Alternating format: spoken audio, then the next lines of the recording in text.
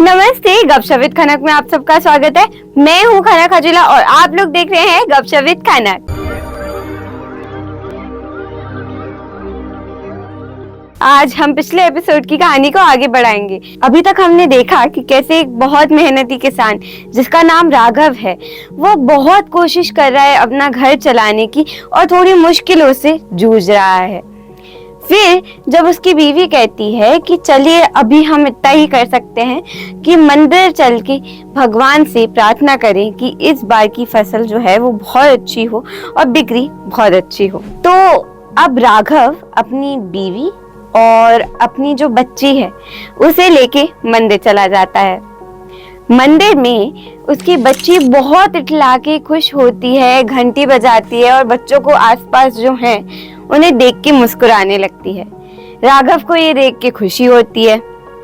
जब वो मंदिर के अंदर जाके प्रार्थना शुरू करने वाले होते हैं तो राघव अपनी बच्ची की तरफ देख के कहता है, बेटा मैंने सुना है कि भगवान बच्चों की जल्दी सुनते हैं। हमारी फसल आ जाए, हमारी बिक्री अच्छी हो, उसके लिए आप, मैं और जो मम्मा है आपकी, हम तीनों प्रार्थना करेंगे जिससे बारिश आ जाए और हमारी जो फसल है वो भी अच्छी रहे और बिक्री भी अच्छी हो जाए।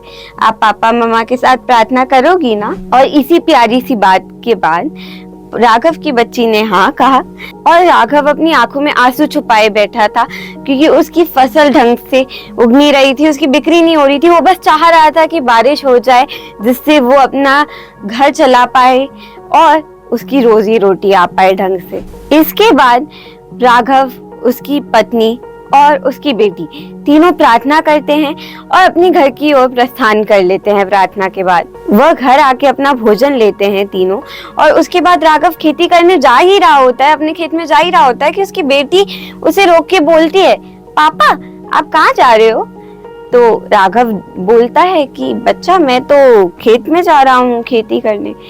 तो बेटी कहती है कि पापा अभी हमने प्रार्थना करी है, आप बिना छाता लिए मत जाओ, क्या पता बारिश हो जाए। अभी हमने प्रार्थना करी है, भगवान जी सुन के बारिश करा देंगे, फिर आप भीग जाओगे, तो आप ये छाता ले जाओ जिससे आप भीगो मत। यह सुन के राघव बहुत खुश होता है और उसकी आंखों में खुशी के आंसू भर आते हैं और फिर उसे समझ में आता है कि उसने प्रार्थना तो कर ली पर उसे ये जरूर विश्वास रखना है कि भगवान ऊपर वाले उसकी प्रार्थना जरूर पूरी करेंगे और उसकी सारी मनोकामनाएं पूरी होंगी। उसकी छोटी सी बेटी ने बातों बातों में ही उसे एक इतनी बड़ी बात सिखा दी। इसे हमें भी ये सीखने को मिलता है कि अगर हम सोचें कि जो हमने मांगा है वो हमें मिल ही गया है या मिल ही जाएगा, इसकी तो गारंटी है, और उस हिसाब से थिंकिंग प्रोसेस रखें और उस हिसाब से काम करने लगे तो हमें वो चीज मिलने की जो चांसेस हैं वो बढ़ जाती हैं, जैसे मैनिफेस्टेशन कहते हैं, जैसे मैंने आपको पहले बताया था। जैसे राघव की बेटी ने मैनिफेस्ट किया कि अरे बारिश तो हो ही जाएगी, आप तो छाता ले जाओ, तो ये एक मैनिफेस्टेशन का एग्जाम्पल है। और इससे हमें ये भी सीखने को मिलता है, जैसा कि मैंने आपको बताया था, कि हमें भरोसा रखना चाहिए कि हमने जो मांगा है, जो प्रार्थना करी है, वह भगवान जरूर पूरी करेंगे, वह चीज हमें जरूर मिलेगी, हम अपने लक्ष्य तक जरूर पहुंच जाएंगे।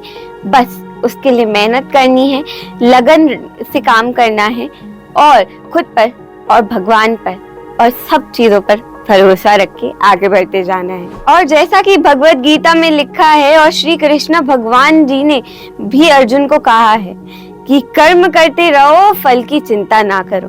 तो ठीक उसी तरह हम सब बस अपने काम में लगे रहें, लगन मेहनत से। इसी के साथ आशा है कि आपको आज का एपिसोड अच्छा लगा होगा।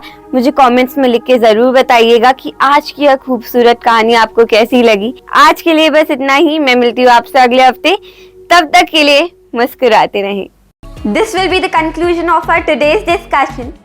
To watch more of this content, don't forget to like, share and subscribe my channel, and we'll keep the videos coming.